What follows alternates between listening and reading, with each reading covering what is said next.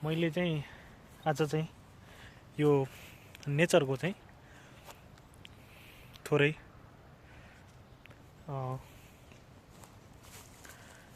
नजिक हुन खोजेको थिएँ। अलि सधैँभरि काम मात्रै भएर अनि जुन चाहिँ दिन अब आज हाम्रो विकेन्डमा अलि चाहिँ बाहिर निस्किने भनेर चाहिँ अब यो अहिले चाहिँ एकदम यहाँको चाहिँ यो फुल फुल्ने भएर एकदम रमणीय छ जापानको चाहिँ। त्यही भएर पनि हामी चाहिँ आज यसो बाहिर डुल्ने भनेर चाहिँ आयौँ। अब यो कुराहरू चाहिँ भनेको लाइफलाई एकदम स्मुथली चाहिँ अगाडि बढ्नको लागि चाहिँ ब्यालेन्स बनाउनु पर्ने हुन्छ। अब ब्यालेन्स भनेको चाहिँ सबै कुरा पर्फेक्ट नभए पनि त्यसलाई सकेसम्म ट्राई टु ब्यालेन्स भनेर जानुपर्ने, अगाडि बढ्नुपर्ने हुन्छ होइन। अब त्यसलाई चाहिँ ब्यालेन्स कसरी गर्ने भन्ने कुरा त आफ्नो हातमा डिपेन्ड गर्ने कुराहरू सबै कुरा होइन। तपाईँले चाहिँ सानो कुरालाई पनि रमाएर, किनभने मोटिभेसन चाहिन्छ काम गर्नलाई चाहिँ, लाइफलाई चाहिँ अलि स्मुथली अगाडि बढाउन मोटिभेसन अलवेज चाहिँ नभइकन केही कुराहरूलाई पनि चाहिँ हुन्छ नि त, कठिनाइहरूदेखि लिएर गाह्रोदेखि साह्रो कुराहरूलाई पनि पार लगाउनको निमित्त हामीले चाहिँ आफूले चाहिँ मोटिभेट गरिराख्नुपर्ने हुन्छ। त्यसको लागि चाहिँ हामीले चाहिँ विभिन्न उपायहरू अपनाउँदै आज म पनि त्यसैको यो दौरानमा आफूलाई मोटिभेट गर्दै एउटा जुन चाहिँ हेक्टिक सेड्युल हुन्छ त्यो सेड्युल अब हप्ताभरि विकडेजमा त त्यो सेड्युललाई चाहिँ आज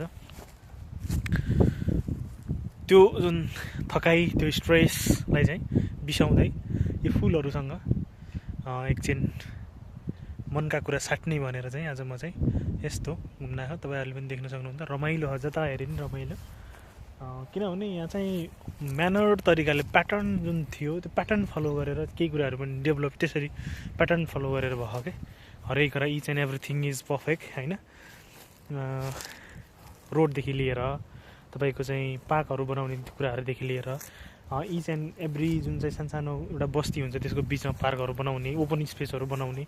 यसको चाहिँ के छ भन्दाखेरि चाहिँ भोलि डिजास्टरको कुरालाई गर्दाखेरि पनि सहज, अनि त्यसपछि चाहिँ आफ्नो पर्सनल टाइम जुन चाहिँ हुन्छ अब एक्सर्साइजदेखि लिएर अनि बच्चाहरूलाई चाहिँ खेल्नेदेखि लिएर होइन, एउटा चाहिँ आफूले चाहिँ प्रकृतिसँग चाहिँ क्लोज हुने कुराहरू पनि चाहिँ यहाँ देख्न सकिन्छ। हो त्यस्ता कुराहरू चाहिँ हामीले पनि अपनाउनु पर्ने चाहिँ मलाई चाहिँ आवश्यक देखिन्छ, आवश्यक लाग्छ क्या। किन भन्दाखेरि चाहिँ यी कुराहरू भनेको हामी एउटा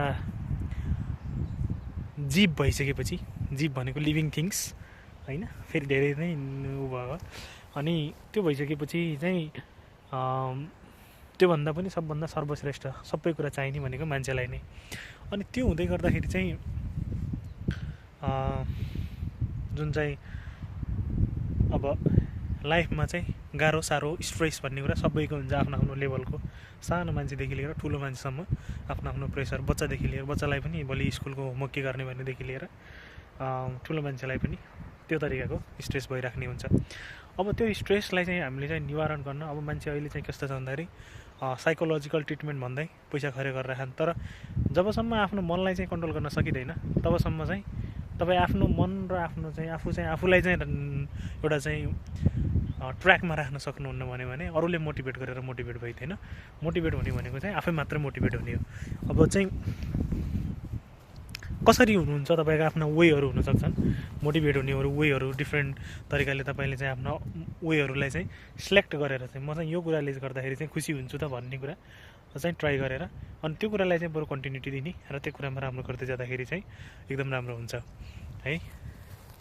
आजको बसाइ चाहिँ म चाहिँ एकदम यो बाहिर निस्केर कामहरू गरिसकेपछिको जुन चाहिँ हप्ताको इन्डमा चाहिँ जुन यो रमाइलो भनौँ न, मेरो लागि चाहिँ यो रमाइलो हो होइन। किनभने रमाइलो मान्छेले आफ्नो आफ्नो तरिकाले लिन्छ, म चाहिँ यसरी घुम्न र नेचरसँग प्रकृतिसँग रमाउन चाहिँ एकदम रमाइलो मान्ने गर्छु होइन। त्यो कुरा जुन चाहिँ यहाँ चाहिँ एकदम एभाइलेबल छ र जस कारणले गर्दाखेरि चाहिँ खुसी पनि भइन्छ, भोलि काम गर्ने जागर पनि एउटा नयाँ इनर्जी पनि आउँछ। र अर्को चाहिँ आफू चाहिँ भनौँ न आफूलाई पनि एउटा कुराहरू सेयर गर्नेदेखि लिएर एउटा चाहिँ शान्त इन्भाइरोमेन्ट भयो भने आफ्नो माइन्डलाई पनि रिफ्रेस र रिस्टार्ट गर्ने कुराहरू चाहिँ यहाँबाट चाहिँ गर्न सकिने अवस्था भएकोले चाहिँ म चाहिँ यसरी चाहिँ इन्जोय गरेर हुन्छु। तपाईँहरू चाहिँ आफ्नो तरिकाले कसरी इन्जोय गर्नुहुन्छ त्यो कुराहरू पनि हामी सेयर गर्नुहोस् र आफूलाई चाहिँ अलवेज किप यो हेड टुवर्ड यो डेस्टिनेसन। आफ्नो डेस्टिनेसन कहिले पनि छोड्नुहुन्न, आफ्नो एम कहिले पनि चाहिँ छोड्नुहुन्न र एक दिन चाहिँ सक्सेस भन्ने कुराहरू त छँदैछ। त्यही भएर सबभन्दा इम्पोर्टेन्ट कुरा चाहिँ आफूलाई चाहिँ मोटिभेट गरेर आउनुहोस्। That is the important thing in life. So bye guys, see you.